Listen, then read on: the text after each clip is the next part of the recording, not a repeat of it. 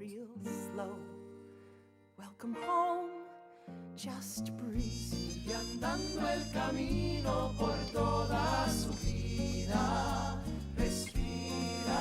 Just breathe. Si pierdes mis huellas, que Dios te bendiga. Respira. As the radio plays old forgotten boleros, I think of the days when this city was mine. I remember the praise, ay te adoro, te quiero. The neighborhood waved and said, Nina, be brave and you're gonna be fine. And maybe it's me, but it all seems like lifetimes ago. So what do I say to these faces that I used to know? Hey, I'm home. Mira, Nina, hey, no me preocupo por ellos. They're not worried about me. First up on today's show, we have a story about the tornadoes in Kentucky and Biden's response to them. Then Kanawara tells us more about at-home COVID testing. Then our very special Andrew Reynolds with Sports Desk. All that and more coming up on today's special episode of Flyer News. We said crazy things like I refuse to look back thinking days were better just because of younger days. I don't know what's round the corner, way I feel right now, I swear will never change. Back when we were kids, swore we will never die. Good morning, FHS. We are halfway through this week. Today is Wednesday, December 15th, periods running A, C, D, E, F. I'm Zach Troderman. And I'm Jake Braverman. First up on today's show, we have news about tornadoes in Kentucky. Joe Biden recently planned a trip to visit these deadly tornadoes. Now let's send it over to Tia, Prisha, and Carly. Multiple tornadoes passed through Arkansas and Kentucky. There were 30 independent tornadoes near the area. This caused a terrible tragedy, killing 64 people in Kentucky, 16 in Illinois, Tennessee, Missouri, and Arkansas. There are still people missing, and police are doing everything they can to find them. Multiple homes were damaged, leaving thousands homeless. Many had no heat or water. The fire stations and city halls were destroyed, as well as many historic buildings do not stand anymore. The tornadoes passed extended about 250 miles. President Biden declared Kentucky as a state of emergency. He will visit Kentucky later this week to survey the damage done to the area. He also asked the governors of all states what resources they needed to help them. The Biden administration will do everything in their power to help the people who lost their homes. Our thoughts and prayers go out to the families that lost their loved ones. This is Tia Dilba reporting for Flyer News. Let's take it back to the desk. For the 49th straight year, Framingham police officers are sponsoring the annual Christmas delivery. Meals will be provided by Samba. These meals will be delivered to the elderly or anyone in need. It is an amazing Christmas tradition in Framingham, and you can also help out. We want everyone to have the best Christmas they can.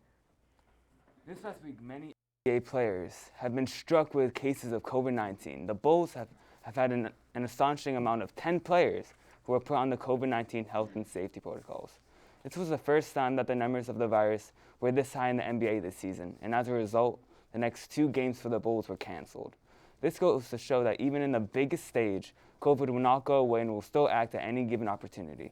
Remember to wear your mask and take good care of your own health so you can keep yourself and others safe. Jake, I don't know about you, but I find it very annoying to leave my home and wait in a long line to get a COVID test. Waiting in those drive-through lanes just takes the time out of my day.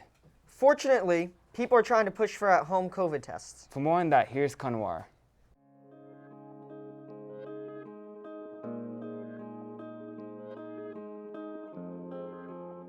Hi, my name is Kenradeep Singh Randhawa. And I'm Mahit Khan. Now you can even self-test at home with the kit. The kit gives you rapid test results in 15 to 30 minutes, but there are downsides of the test, than getting tests faster and more easily. Additionally, the CDC recommends people to consider using a self-test before being involved in gatherings involving others in potential risk, especially those who live in different households.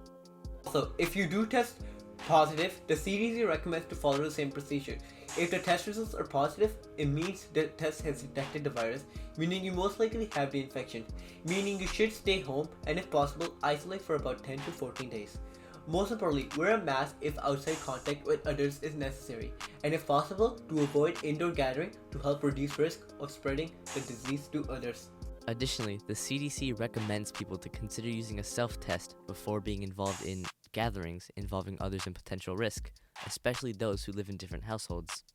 But before you take the test, we recommend you read the instructions and follow them. To help with that, we also have a video.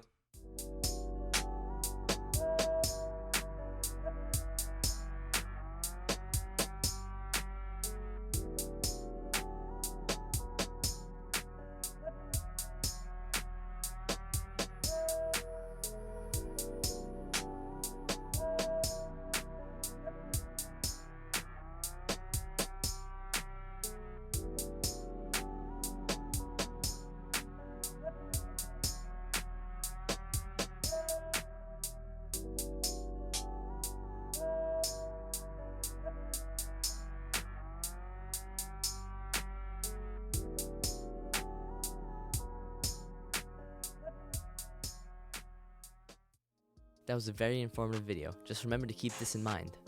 Stay safe and keep your mask on and over your nose.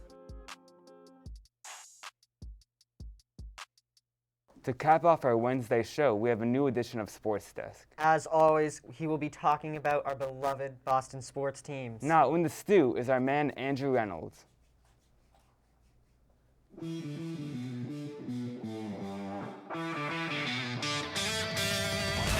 Drives down and throws it down. Back in front door, shot, score! Bang, bang, bang, bang, bang, bang. Won't stop till we're legends. Diving to the goal line. A touchdown for the Patriots.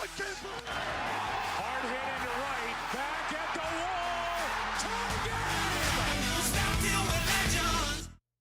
Good morning, Flyers, and welcome back to another edition of Sports Desk. I'm your host, Andrew Reynolds. As we normally do on this show, let's start off with the Pats. They still maintain the number one seed in the AFC even after their bye week due to their win against second place in the AFC, the Tennessee Titans. This Sunday had some major games, with the main one being the Bills versus the Bucs. The Bucs won in OT, putting the Bills 2 games behind the Pats in the AFC East.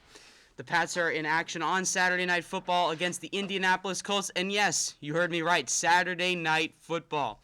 The Pats will be looking to improve their winning streak to 8 games.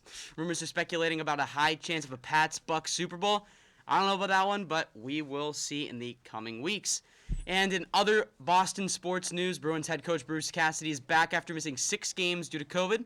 Also in the news, if you have not heard, the likelihood of a Red Sox season is very slim, as the league is still in a lockout due to contract disputes.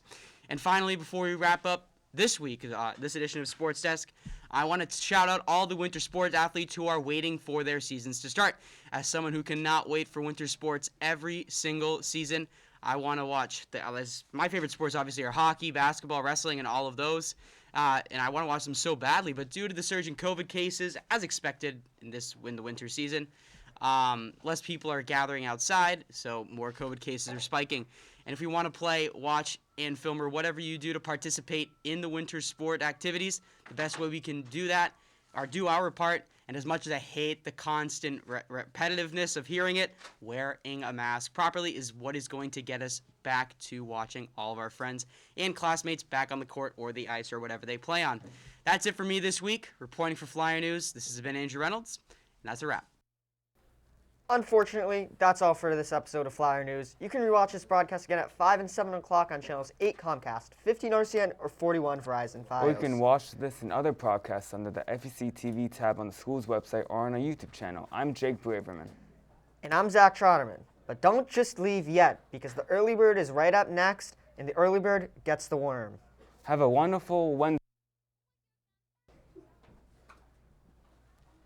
Change it up.